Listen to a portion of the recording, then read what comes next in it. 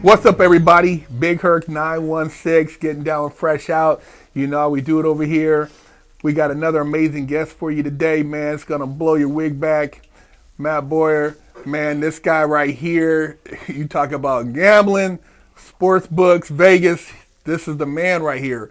Matt, you were involved in one of the biggest sports betting cases in probably American history, bro. Let's just get right into it, man. Can you tell our fans about it, man? Sure. Well, thanks for having me, man. Well, obviously, I was running probably one of the biggest bookmaking operations in the country as far as volume. I had about 1,200 clients at my peak. I think when the feds raided me in October 5th, 2023, I had about 800 clients actively. One of the clients being, you said get right to it, was Ipe Mizuhara, which was Shohei Ohtani's interpreter. And, the feds at the time weren't even aware of that, actually, believe it or not. They came to me on a different situation when it comes to the casinos, which we'll get into. And so, Ipe was betting with me over about 16, 17 months. Started off really small, $1,000, $8,000, $1,000 a game, $8,000 credit line, which translated very fast and into a huge account. And within about, I'd say, 30 to 60 days, he was betting $100,000 a game. Damn. Yeah, and multiple games. I'm talking, well, I'm sure you heard the reports, but he bet $326 million through my website. $326 million? $326 million in bets. And that was about 16, 17 month period. God. Yeah, it was wild. He actually was I've been doing this roughly 30 years, obviously no longer in the business. But in that time period, I've never seen anybody he made over 19,000 wagers in 17 months. That is so time consuming, and it shows you how bad the addiction was for him, because to log onto a website and put in a wager and then to select the sport, select the type of wager and make that many bets is almost a full-time job. Dude, 320. When you do the math and you think about, like you said, if you broke that down in individual games, I mean, on the average, this guy was he was off the chains, man, with the numbers. Beyond anything I've ever seen in my life. And I'm again, 30 years of doing this, I've seen it all. I've seen it all, Big Herc. How much did he win? He won 140-something million and lost 180-something million. So the net that he really lost to me was $40 million. Okay. That was the net, yeah. And obviously, he paid me $16.2 million was the total that I received. He still owes me $24 million to this day. But I don't think I'll be seeing that, because the poor guy's going to prison here any day, actually. Yeah, because baseball is a good American sport, man. They had to make sure they clean that up real quick, because that's bad for image. Fastest case in the history of the feds to close his case. That's by far, if you go look at it, it's never been done faster. Yeah, because, as soon as they found it was and it wasn't really in the media. It was in the media, but at the same time, they distanced him from the player quick. Big time. Yeah. They wanted that separation. And there's a lot of question marks to that. I get the questions all the time, major questions like, was he involved? Was he covering up for him? Is Shohei really the one betting? There's so many of those questions. Those are the biggest questions that everybody wants to know. Well, when you're saying that much, 326, how does I know you have people that handle your accounts. Maybe some people have the power of attorney. They go in. You're not watching your account every day. You're balling like that. You're doing other things. Right. But is there any checks and balances when you're talking about that much money moving from accounts and those type of? Is nobody else not aware of those type of transactions? In your camp? It's a little mind-boggling. That's a lot of fucking money, man. It's not that's like if you were at Bear Stearns or at Goldman Sachs and right. Dude, we had a client and at night we're trading off hours and putting the money back in his account. And I heard people doing this. I know people and they got caught because the money hits after the market or what? There was a quick wire transfer. What happened? Right. So when you're moving money, there's certain things that alert people who are like, look, this doesn't add up. Who was in office at this time trading on this account? Blah blah blah. Sure. So I'm like, how do you not see 300? Dude, it's not like 4 or 5 million. Not only that, here's the other question mark. It wasn't like it happened in 30 days or 2 weeks or even a day. This is over 16, 17 months. God. So think about that. If you are watching your bank account, which most of us do periodically, right? Yeah. how do you not notice $500,000 wires being sent out every 2 weeks, or roughly, like, because it wasn't, again, if someone steals money from you and they take it all at once, it happens. Okay, now you can see it 2 weeks later. Yeah. But this is over 16, 17 months, 500,000, $1 million wire, 500,000, over and over again. So, the answer to that, they say being, this is what their side of the story was, that he never even checked that account. Obviously, he had an endorsement account where he was making like $45 million in his endorsements last year. So yeah, he was very wealthy, clearly, but you still check your bank statements. Well, too, you get those alerts. Correct. Hey, Matt, bro, there's a 500,000. I mean, did you authorize this? Blah blah blah. I mean, dude, it's not like it's like you owed fraud. Amazon. Right. With eBay. But this is like, dude, did you authorize this to be? That's major. It is, and their defense to that is, which again, the only people that I want to state this, the only people that really know the truth, the God's honest truth, is Ippei Mizuhara and Shohei Ohtani. But that being said, there is statement, or I should say, they did put out a phone call from Ippei and Bank of America, him acting as Shohei Ohtani. So there is some defense there. Okay. Now that being said, though, did he redirect those alerts that you're talking about to his phone? Yeah. Possible. Yeah. I don't know. They have all those facts. Yeah. We don't know.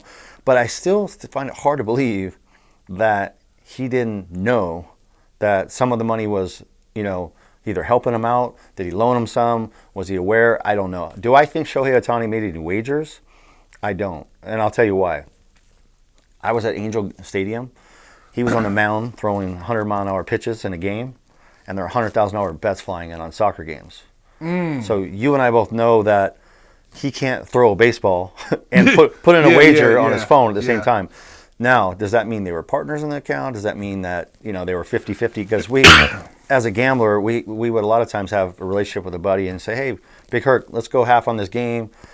Let's partner up on an account. We'll split the proceeds up or down. But it does look like he's never been known as a gambler. Everyone said that. So either you're a gambler or you're not. And, you gamble, whether it's $5 or $500,000, it doesn't matter. You gamble or you don't. And some people gamble much higher degree. Obviously, I'm a degenerate. I was gambling the highest degrees in the world. But again, if you don't gamble at all, you just don't gamble. And everyone says he didn't gamble. So that's the part. But here's the question. You and I are boys, and, I'm broke and I'm gambling and I have a gambling problem. You're rich and we're really close. Hey, Big Herc, can I borrow a little bit of dough? Can you help me out? Bread, man. And then, but no, it starts off small, maybe 500,000, small in this case, right? Yeah. And then next thing you know, you have access to my account, or I have access to yours, I should say. And then you start dripping 500K wires out of there, just thinking, I'll chase it, win it back, and put it back when I can.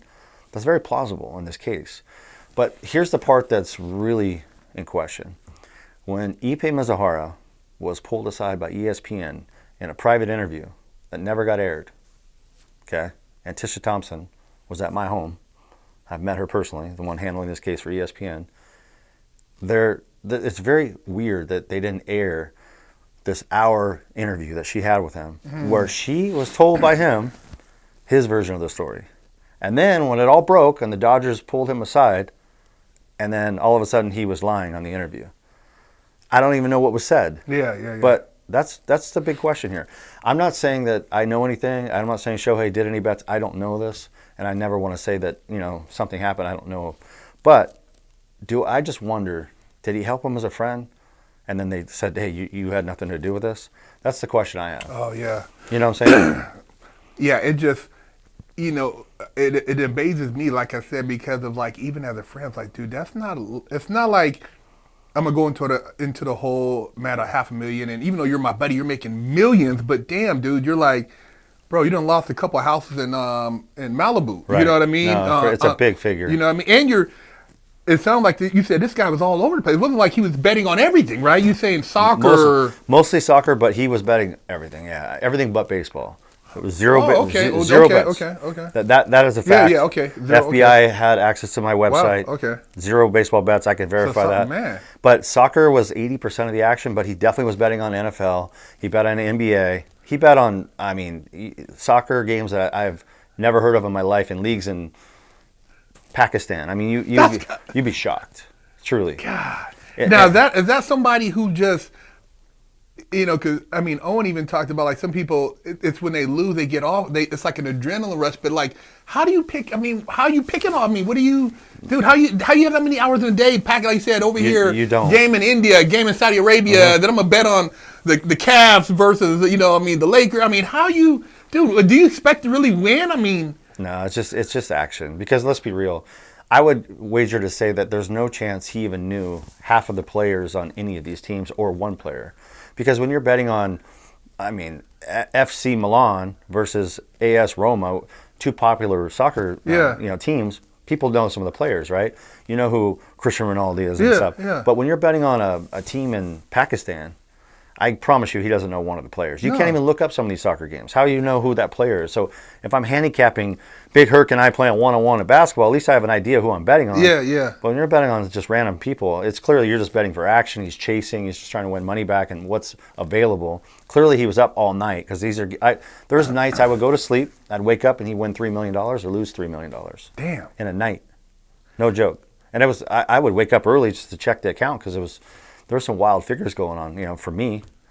So when you're dealing with people at that level and you have to do like a big payout, how's that managed? How do you guys do those payouts and keep everything within a certain boundary? I mean, how that happen? That was the biggest art of the business for me. I mean, on a Sunday night at 5:00, I would sit down in my office.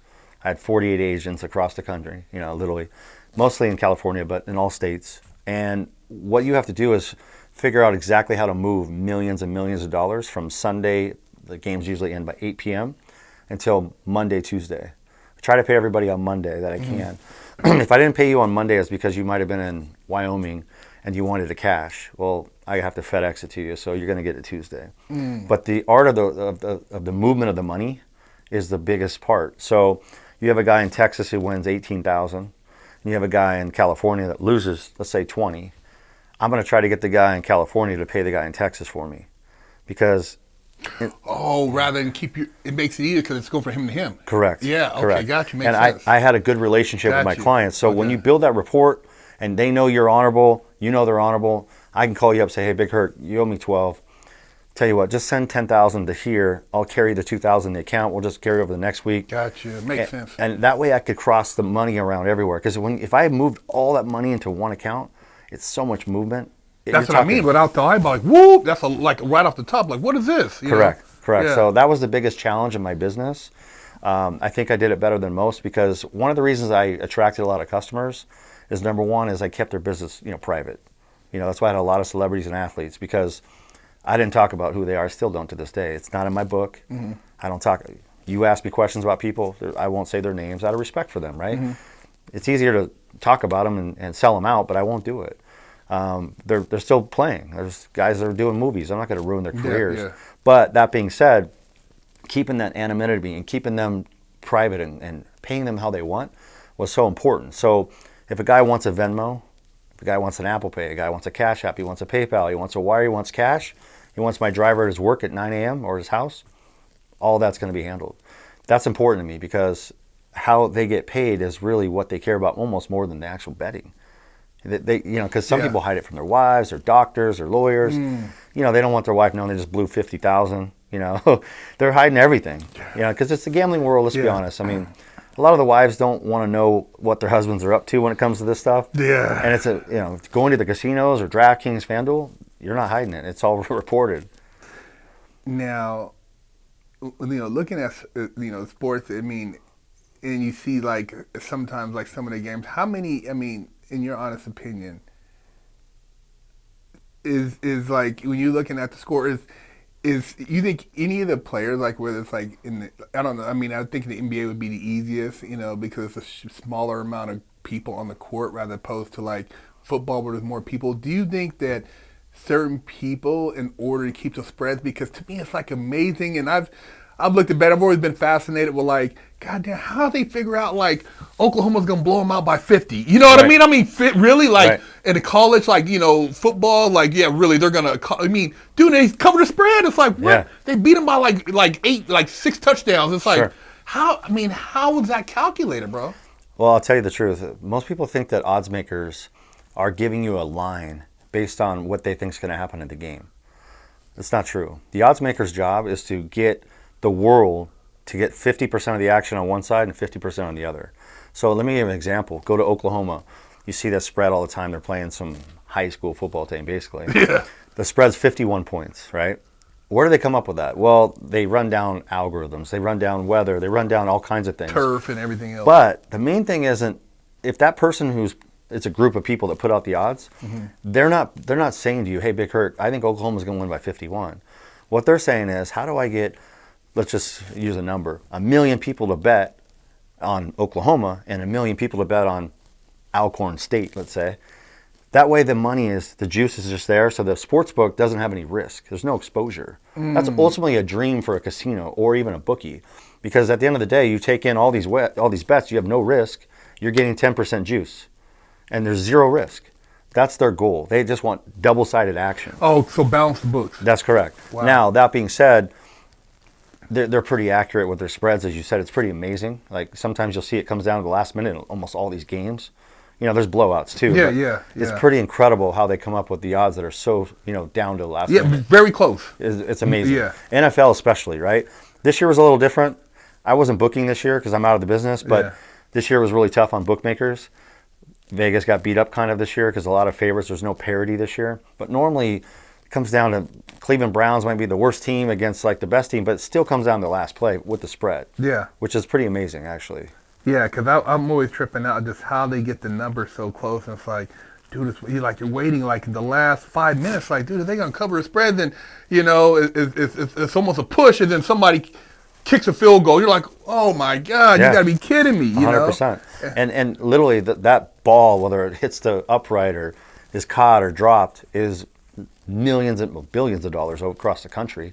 And in my case, I bet 4.2 million on the Kansas City Chiefs in 2023 Super Bowl. I won, it was a $9 million swing, right? I won 4 points. It was a little more than 4.2 because they're a dog. I bet on money line too, but that was the biggest bet I've ever made in my life. That's a 4.2 million in one bet? Yeah, I have the tickets to prove it. I bet 4.2 million. What made you go for that hard? I mean, dude, that's like the biggest bet I ever made in my life. Your nuts is like, did you just had like a little cachet, like, man, I'm gonna put it all on this game? It was every dollar I can get down in the game. How do you have that much confidence in the bet? I've had every bet I make, I have confidence in. The problem is I have too much confidence in myself, and that's what's cost me money over the years. I've lost so much money betting sports. Even though it's funny, people ask me, you were a bookmaker. Why are you gambling? I'm like, because that's my disease. Yeah. I don't do drugs. Yeah. I've never done a drug in my life. Yeah. I'm not a guy. I'm married. I'm faithful. Yeah. Love women. I think they're fantastic. Yeah. But I stay in my lane there. And clearly, like, my vice was gambling. So I always believed when I walked into a casino, I'd bring 2-3 million. My job was to win. It was me against them. It's a war. It's no different for me betting on a football game. I view it as I do all my homework. I try to handicap it. It doesn't matter. It's still difficult. I try to make sense of what I'm doing. But at the end of the day, it's really feeding this vice. Did you feel more of a edge when you were doing your homework, betting on a football or a basketball game, or say if you went and bet somebody and play like, let's say a poker hand or a golf game? I mean, because you have more control over it, because you know what I mean? Yeah, it's me, myself, right? Yeah, so... Well, listen, you can ask Owen this yourself. I mean, I bet him $50,000 on a 40-yard dash. I had a lot of confidence. Who won that? Who do you think? Come on, Big Hurt. I got the win. Okay. I'll be 50. Okay. He's 42, I think. Yeah. And we were in the middle of a golf round. We were betting 40, 50,000 a hole. Yeah. That's before he went in, of course. And we're on the, he was an athlete. I mean, he's a very athletic guy. Yeah. Played at USC, volleyball, football, whatever. And I'm a little bit bigger. I'm a little bit bigger than he is, right? I mean, he's taller. Yeah. And he thought, oh, his stocky boy's not gonna be able to run. Well, I can run. Yeah. And so he didn't know that. I said, all right, I'll bet you I'll smoke you in a little race real quick. And I'll be honest, I had to get after it. I beat him, but it wasn't by a landslide. And you weren't just, you were on it. I'm just quick. Yeah. And to be honest, he's quick too. But I had to get after it. I usually smoke people in a race. And I say that for my size. They judge me based on my size. So it was a 40-yard dash. We took off our shoes in the middle of a golf round at Shadow Creek in Las Vegas. Beautiful golf course. We timed it up. We put a golf club on the other for the finish line. And I probably beat him by about 3 feet, which is kind of a lot in 40-yard dash, but he'll tell you the story.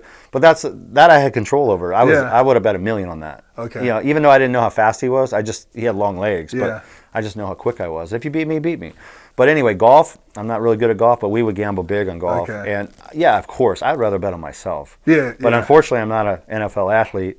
And, you know, I didn't have that ability because I wasn't a pro in any sport, so I couldn't bet on myself. I did in the casinos, though, and I did, even though I can't control the cards, I did feel I had control of how much I bet, money management.